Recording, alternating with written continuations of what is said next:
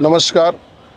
आज हमारे साथ में काशी वार्ता के सब एडिटर श्रीवास्तव जी हैं और श्रीवास्तव जी जो हैं यहाँ के काफ़ी जानकार बनारस के, जो इनकी एनालिसिस है बहुत ज़्यादा है और काफ़ी सालों से ये पत्रकारिता जगत को अपना समय दिए हुए हैं। तो आज देख रहे हैं कि ये जो चुनाव की तैयारी, लोकसभा प्रक्रिया चालू है, तो लोकसभा प्रक्रिया में जो चुनाव की यहाँ की परिस्थितियाँ क्या हैं सर? ये जो नामांकन की प्रक्रिया चल रही है,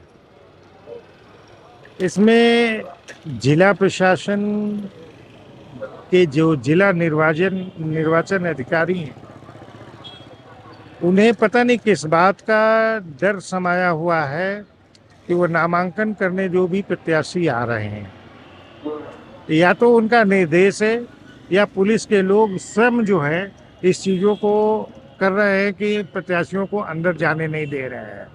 और जिससे कि आज 7 तारीख से लेकर के आज 14 तारीख 8 दिन का समय हुआ, जिसमें 2 दिन नामांकन की प्रक्रिया पूर्ण रूप से बंद थी, सेकेंड सैटरडे और संडे होने के नाते।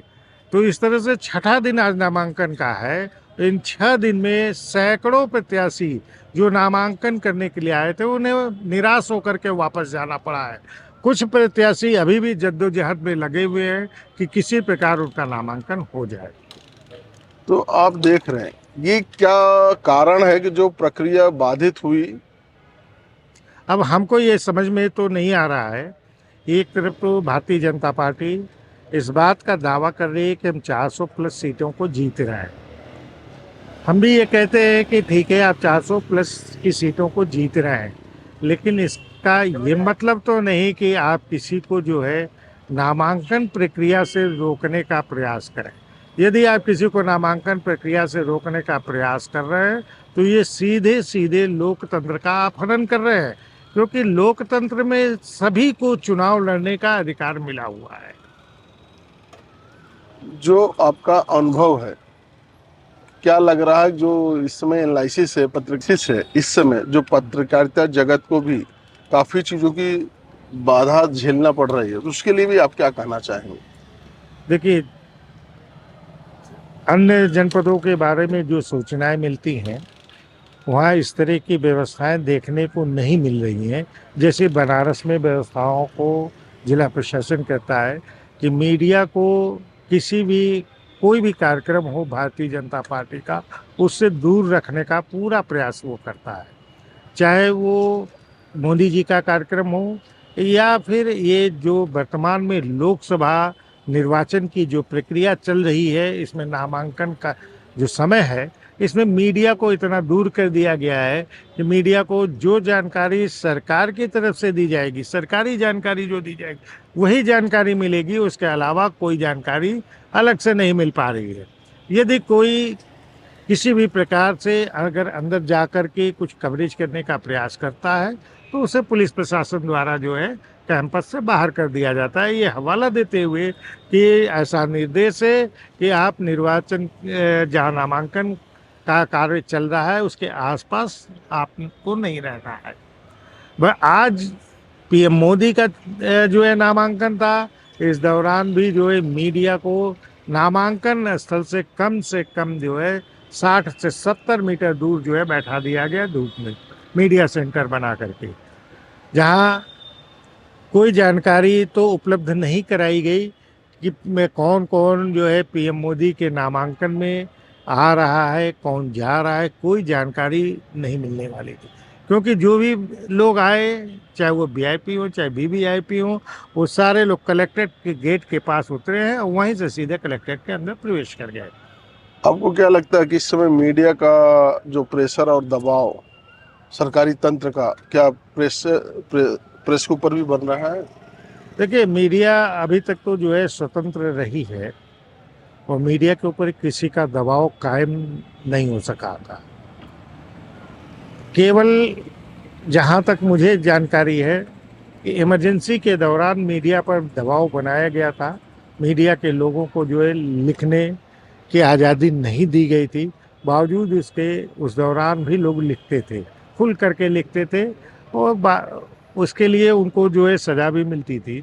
लेकिन वर्तमान दौर में मीडिया के लोग स्वच्छंद नहीं है कुछ भी लिखने के लिए। अब इस पे किसका दबाव है ये तो मुझे भी नहीं मालूम है, क्योंकि हम लोग तो जो है कहीं किसी संस्थान में नौकरी करते हैं, हमको तो जो मार्केट में दिखेगा हम लिख करके भेजते हैं। अब ऑफिस में उन खबरों को छापा जाए न छापा जाए ये तो नहीं कह सकते हम कि क्यों नहीं छापा जा रहा है, क्योंकि वो सर्वाधिकार संपादक का होता है।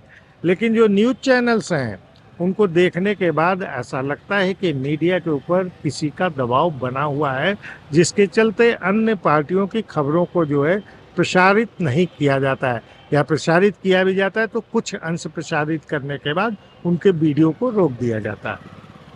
आपको क्या लगता है कि इसमें भी कुछ बदलाव ऐसे पत्रकारिता जगत के लिए स्पेशली होना चाहिए?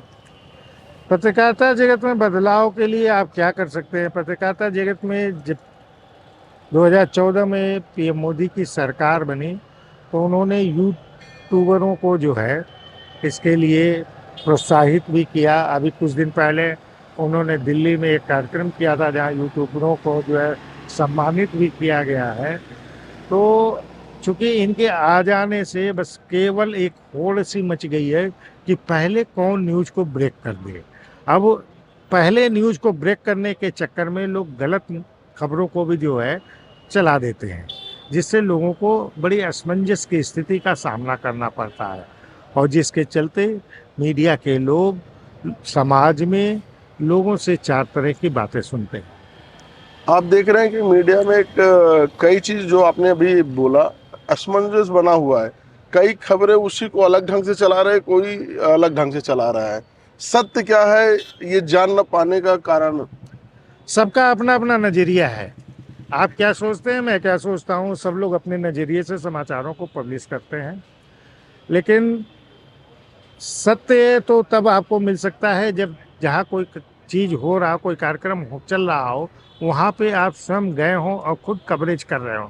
लेकिन अगर सरकारी मीडिया द्वारा जो है आपको जो सूचनाएं दी जा रही तो बस उतनी ही जानकारी आपको मिल सकती है, उससे ज़्यादा जानकारी नहीं मिलेगी। तो ये बैन जो बंदिशें जो है ये 2014 के बाद ज्यादा लगी नहीं, हाँ, पत्रकारिता जगत को। पत्रकारिता जगत पे ऐसा तो कोई सर्कुलेशन नहीं आया है, कोई आदेश तो नहीं मिला हम लोगों को कि जिसमें मीडिया पे बैन लगाने की बात कही गई हो। लेकिन कहीं ना कहीं मीडिया के ऊपर इस बात का दबाव रहता है कि आप इन खबरों को पब्लिश ना करें। चलिए, हमारे चैनल में आपका बहुत बहुत स्वागत रहा। धन्यवाद श्रीवास्तव।